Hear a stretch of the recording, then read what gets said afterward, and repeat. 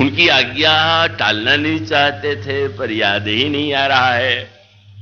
और तब लगा कि अब तो भाई काम के द्वारा ही ये काम कराना होगा। और तब आप पढ़ते हैं कि जैसे भगवान को प्रकट किया जाता है, उसी तरह से काम को भी स्तुति करके प्रकट किया गया। अस्तुति सुरन कीन बहु हेतु, प्रगट्यौ विषमवान झक केतु। काम प्रकट हो गया। और फिर देवताओं ने, ब्रह्मा ने कहा कि देखो, भगवान शंकर विवाह नहीं कर रहे हैं और वो श्री राम की आज्ञा भी भूल गए, तो तुम एक काम करो, शंकर जी के हृदय में ऐसी इच्छा उत्पन्न करो कि विवाह कर ले। काम हंसने लगा। काम समझ गया कि अब शंकर जी पर अपने अस्त्र का प्रयोग करेंगे तो मरना तो पड़ेगा, लेकिन अब देवता कह रहे हैं, सब कह रहे हैं, और व्यंग क्या आया? उसने कहा हम जानते हैं कि हमारी मृत्यु तो हो जाएगी, लेकिन हम इसलिए ये कार्य करेंगे कि परहित लागी तजई जो देही, जो परोपकार के लिए शरीर छोड़ता है उसके संत लोग भी प्रशंसा करते हैं। तो काम का व्यंग था कि अब संत लोग तो मेरी निंदा ही करते रहे, पर आज जब मैं लोक कल्याण के लिए कार्य करूंगा तो वो लोग भी कहेंगे कि नहीं, वे काम का अंतिम काम जो है वो तो बहुत अच्छा है। और इसलिए काम ने स्वीकार कर लिया। अब यहीं पर काम और राम का अंतर आया। और शंकर जी वृषभ पर बैठ के विवाह करने आए, वो धर्म पर बैठ करके, इच्छा नहीं पर लोक कल्याण के लिए विवाह कर रहे हैं। और भगवान राम, शंकर जी और भगवान राम में एक अंतर है, और अंतर यही कि शंकर जी काम की निंदा क्यों, पर सूत्र वही है। काम जीवन में अनिवार्य है, आवश्यक है, लेकिन काम की एक बड़ी विकट समस्या है कि वो मर्यादा में रहना नहीं जानता। वो कहां व्यक्ति को कहां तक भटका देगा, इसका कोई दावा नहीं कर सकता। नदी किनारों के बीच में बहती रहे तो बहुत अच्छी, पर नदी अगर किनारों को, किनारे के वृक्षों को, किनारे के गांवों को नष्ट कर दे तो मानो काम की जो नदी है उसका क्या स्वभाव है, और वो दिखाई दे गया। देवताओं की बात मान करके काम चला तो उसको जाना चाहिए शंकर जी पर बाण चलाना चाहिए कि शंकर जी के हृदय में काम की इच्छा। लेकिन काम ने सोचा अब तो मरेंगे ही, तो जरा एक बार अपना चमत्कार भी तो दिखा जाए। यही जो उसका स्वभाव है। जरूरत नहीं है और बिना जरूरत के भी हम दिखावे कि हम कौन हैं, मैं भूल नहीं पाता। और प्रसिद्ध यहाँ के वकील थे, इलाहाबाद के बड़े नेता थे, कैलाशनाथ जी काटजू।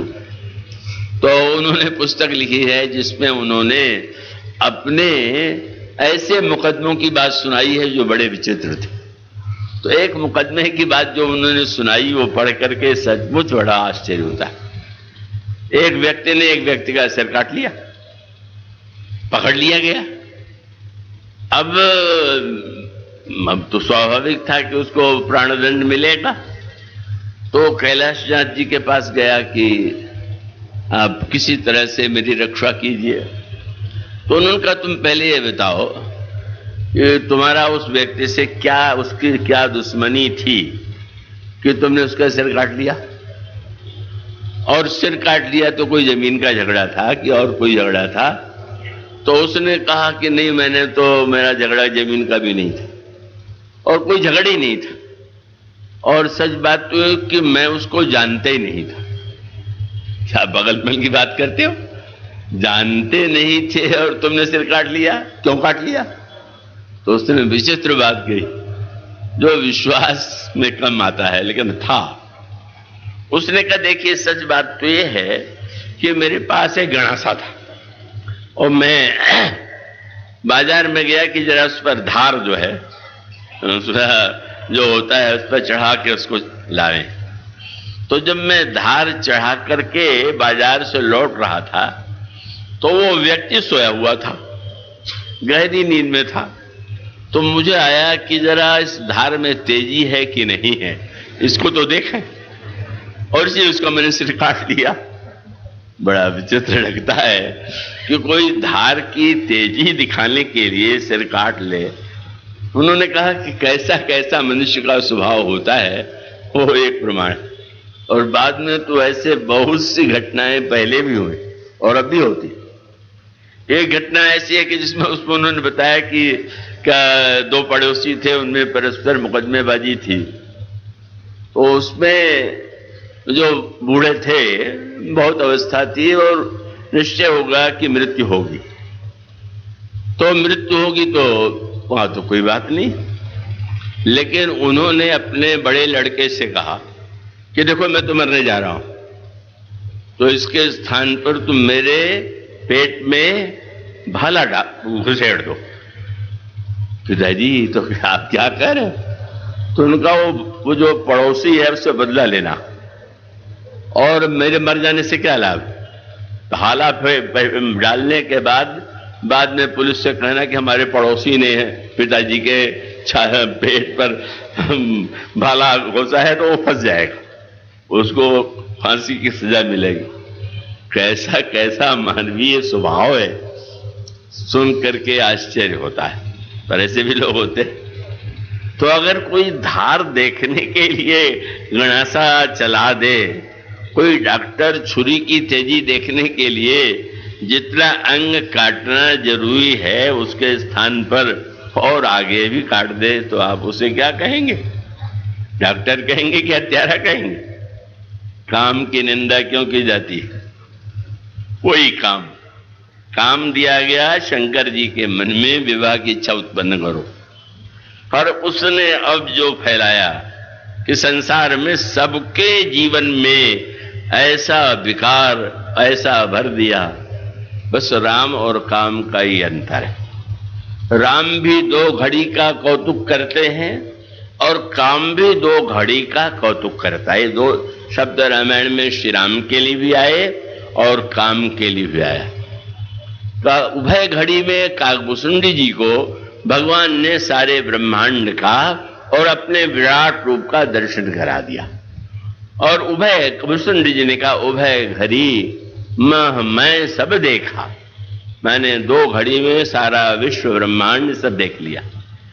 और काम ने भी 2 घड़ी ही, लेकिन भगवान राम ने देखने में दिखलाने में प्रयोग किया और काम ने अंधा बनाने में।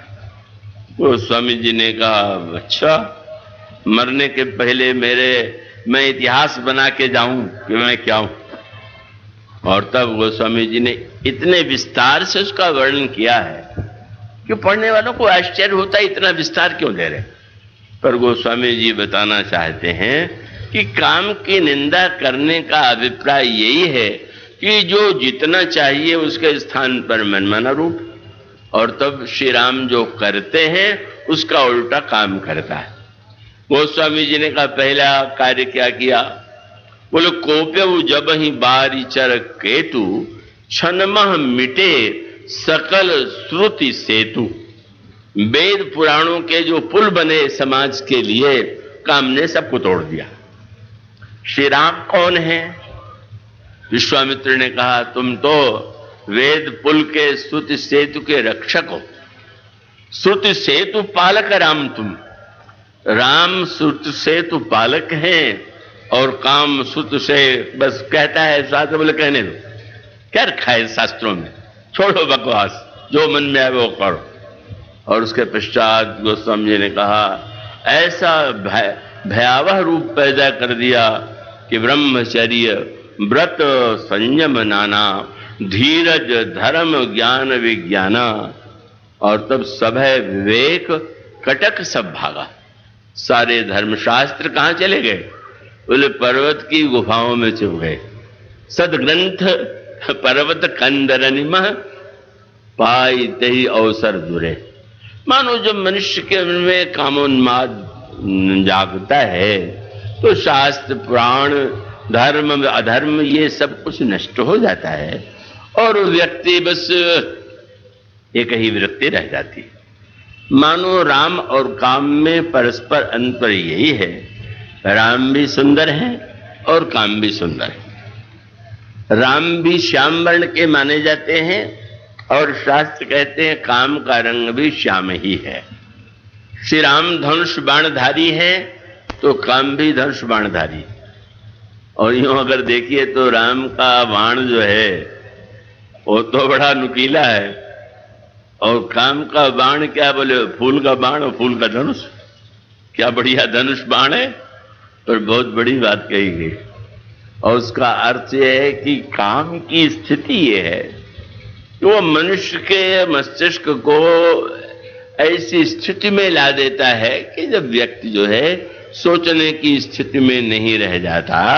और उसके लिए गोस्वामी जी कहते हैं, काम ने जब अपने प्रभाव का विस्तार किया तो मदन अंध व्याकुल सब लोका, निश दिन नहीं अवलोकहिकों का, सब कामांध हो गए। पुरुष प्रकृति, उन्होंने कहा कि कोई प्रकृति में ऐसा था ही नहीं जिसमें काम का संचार न हो गया हो। जय सकाम अनर अजत, गोस्वामी जी कहते हैं चाहे जो कुछ है सकल मर्याद तजी भय सकल बस काम। मानो काम नियंत्रित नहीं है, जितनी आवश्यकता काम की है उसके स्थान पर वो अनियंत्रित करता है समाज के जीवन में। उसका परिणाम होता है कि नदी धारा के बीच में जब बहती हुई कितनी अच्छी लगती है, पर जिन दिनों बाढ़ आती है तब क्या दशा हो जाती है। तो काम का जो ये निंदनीय रूप है, इसीलिए काम को बुरा कहा गया, काम की निंदा की गई, और इसीलिए सबको तो बस में कर लिया। और उसके बाद शंकर जी जहां रहते हैं, जब वहां पर पहुंचा तो स्वयं घबरा गया, क्योंकि उसके प्रभाव पड़ ही नहीं रहा। वो स्वामी ने कहा कि बस जो ही शंकर जी को उसने देखा तो शिव ही बिलो की ससंग क्यों मारू, भयउ जथा स्थित सब संसारू। शंकर जी को देखते ही संसार में सब लोग अपने जैसे होना चाहिए वैसे हो गए।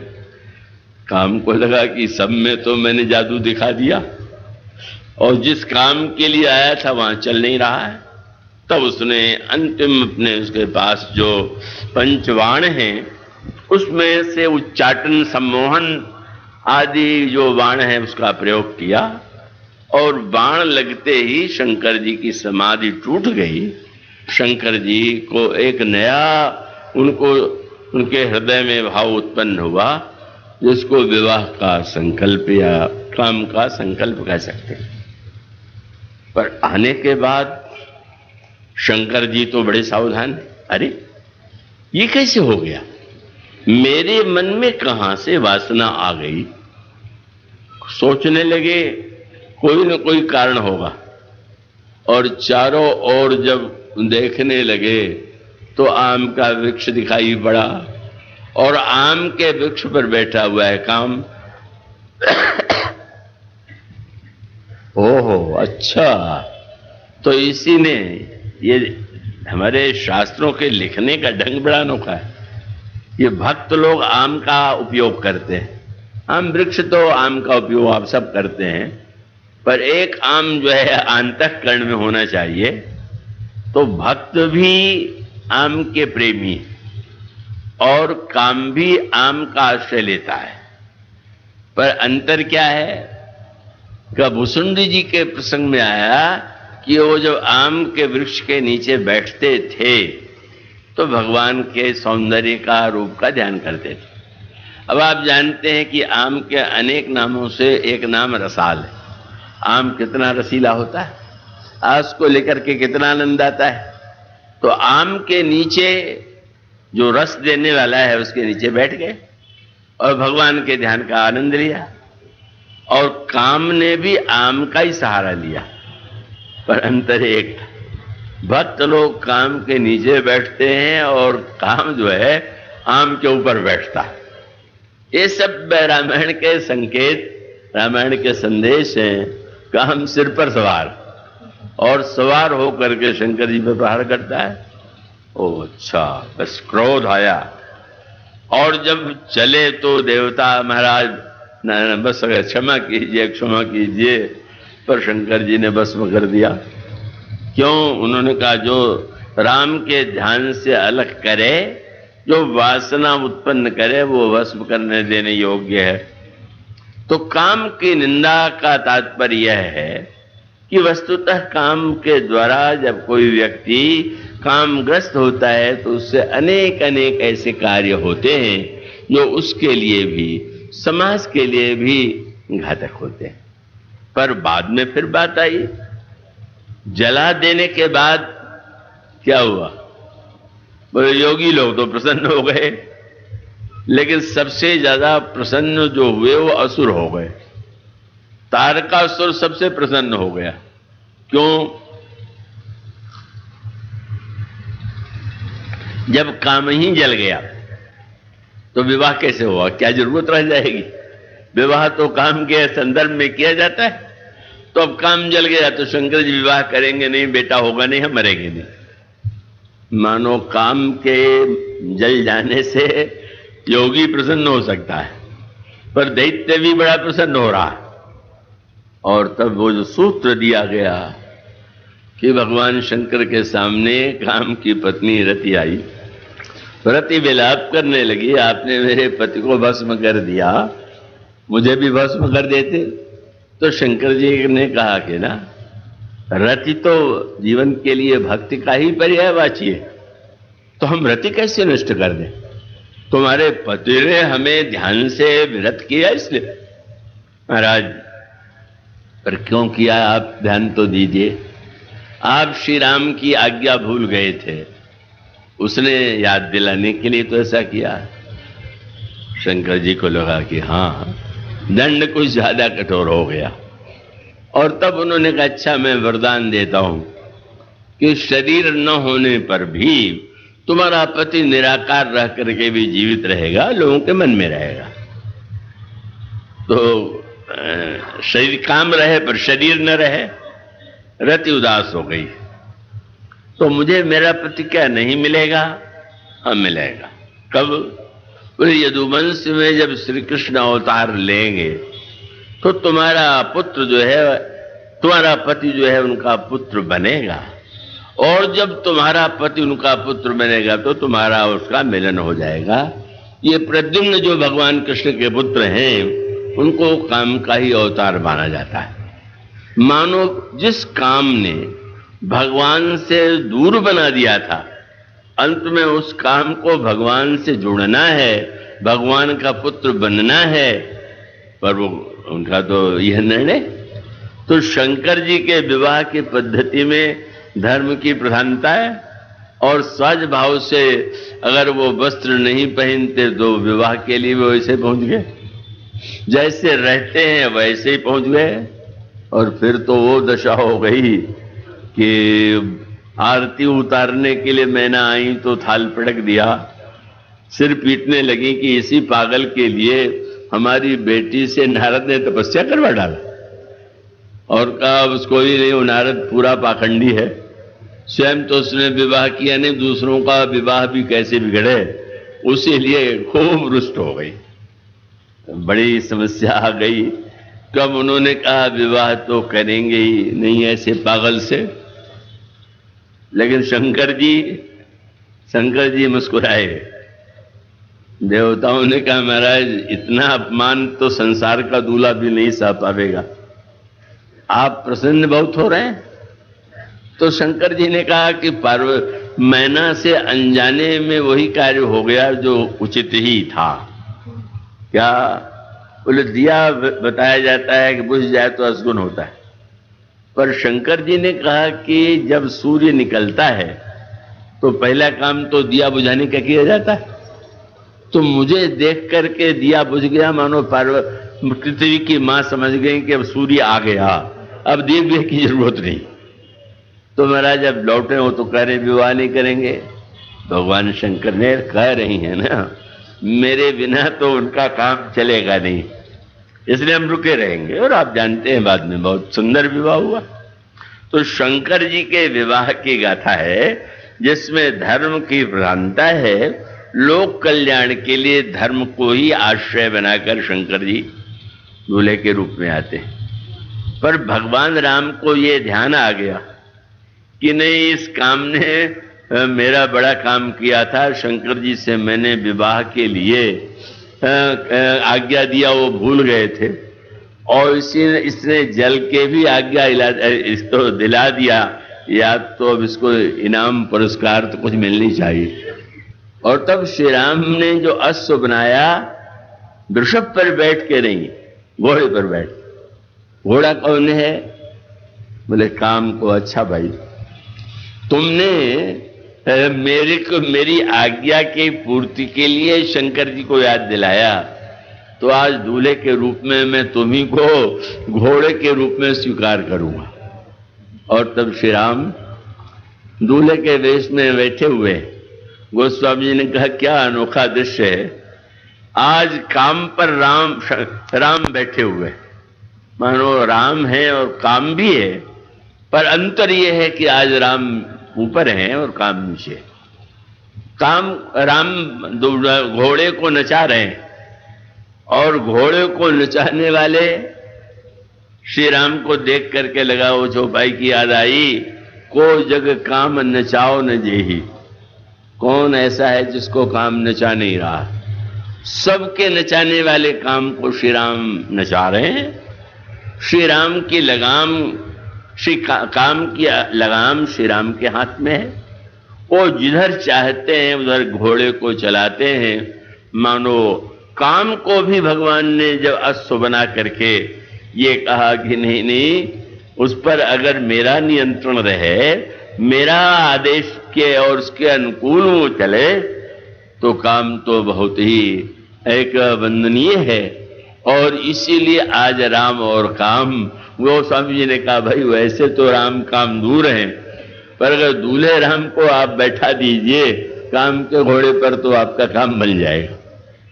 और इस तरह से गोस्वामी जी मानो यह बताना चाहते हैं कि मनुष्य के जीवन में राम और काम दोनों की आवश्यकता है। और लेकिन हम काम को अस्वीकार न करके स्वीकार भले ही करें, पर राम के साथ, राम के द्वारा, राम के नियंत्रित द्वारा जो काम है वो परम कल्याणकारी है।